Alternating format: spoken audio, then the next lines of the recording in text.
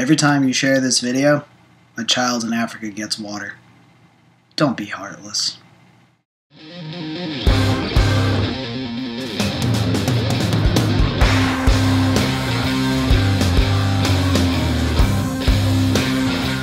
So number 3 for 2012 is The Void by Beardfish. It's another really, really good album in a line of great albums by a great band. They take what they've done on Mammoth, which is kind of like a classic rock sort of feel, and just made it a little bit heavier, a little bit grungier, if you want to take that route. I think the song Turn to Gravel kind of aptly describes this sound that they're going for with this one. It's very, very dirty sound. There's a lot more distorted organ. There's a lot more octavated guitars. He doesn't really growl as much as the past albums, but it works on this one. It's a very classic take on metal music, which is very, very cool, especially if you've listened to the rest of their discography, because they've always kind of incorporated these little bits of metal pieces in each one of their albums, but they've never really taken on like a full approach to metal. And The Void just takes that and just goes where they haven't gone before. They've taken it and gone a much heavier route. Think of it as Mastodon and Opeth going back in time and being Black Sabbath instead of Black Sabbath. It's kind of like that.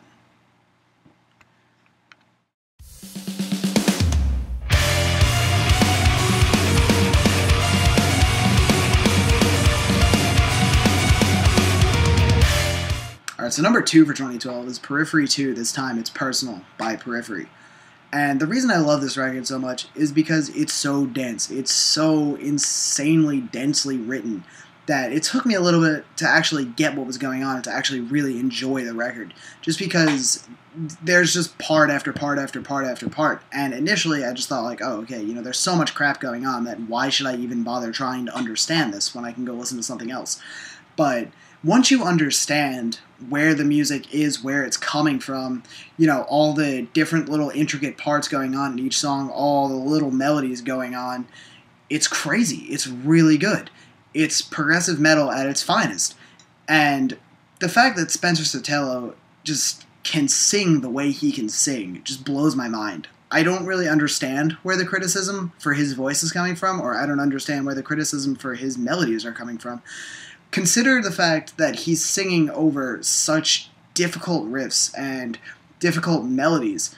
To be able to make something so dense and intricately written catchy and just stick in your head like it actually does is amazing. Just absolutely floors me.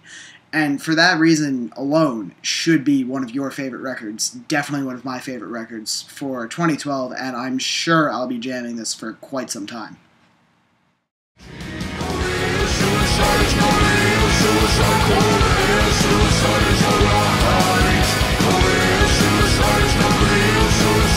My number 1 record for 2012 is Grey Skies and Electric Light by Woods of Ypres. I have listened to the absolute crap out of this record ever since Earache released the demos after David Gold died in 2011. It's the perfect Doom record to me. It's not sounding like it was recorded in someone's garage, but it's not sterile studio sounding. It's got a nice, big, full-rounded sound. It plays through like an album. It's got the Woods of Ypres sound from start to finish, but it's very varied. There are songs like Adora Vivos, which is like a black metal type song, a little bit faster for the record, but then you have songs like Finality and Alternate Ending, you know, piano ballad type song, a little bit slower.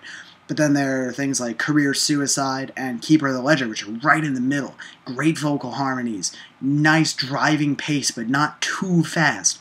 And just the playing is great, the instrumentation is great, the vocals are just mental. To be able to hit those low notes in some of the songs is just crazy. But then Gold could also scream in some of the songs. And it's just, there's nothing wrong with this record. It's such a good record. There's nothing bad to say about it. It plays through exactly like you'd want it to. And right at the end, you know, it's just back to the beginning. Let's listen to it again. It's great. I know I keep saying that it's great, and I know that sounds kind of ridiculous. Like, it's great. It's great. Oh, it's great. It's great. But it is. It really is. Please pick this record up.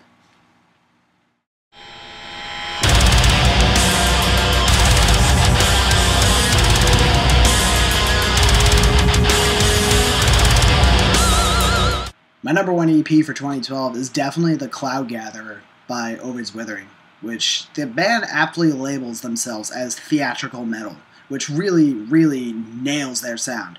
It's orchestral, but the guitars are there, but they're just kind of taking a backseat to the orchestra sometimes, and sometimes it's the opposite. Sometimes the metal band is right up front, and the orchestra is just kind of filling in the extra space.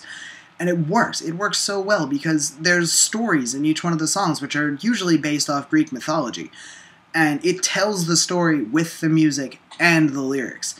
It really gets it across, which is just really cool to hear that a band can actually create this theatrical element within their music. And beyond that, just looking solely at the music, it's heavy as shit. It's groove metal, it's black metal, it's a little bit of ambient type stuff. But in the end, it's heavy. It really gets you. You know, there are parts where you just have to uncontrollably headbang the shit out of the song because it's grooving like crazy, and there's a sweet guitar solo in there. And other times it really just spaces out because that's the part of the story that they're at. There's not enough good things I could say about this EP, and their future looks insanely bright. Beyond that, it's Shiv from Seven Horns, Seven Eyes, which is in the second video, which again, you should watch. See? It's self-promotion for me. Great. His vocals, again, are exactly what you saw in Seven Horns, Seven Eyes. Super low, super fitting, never overdoes it. Awesome.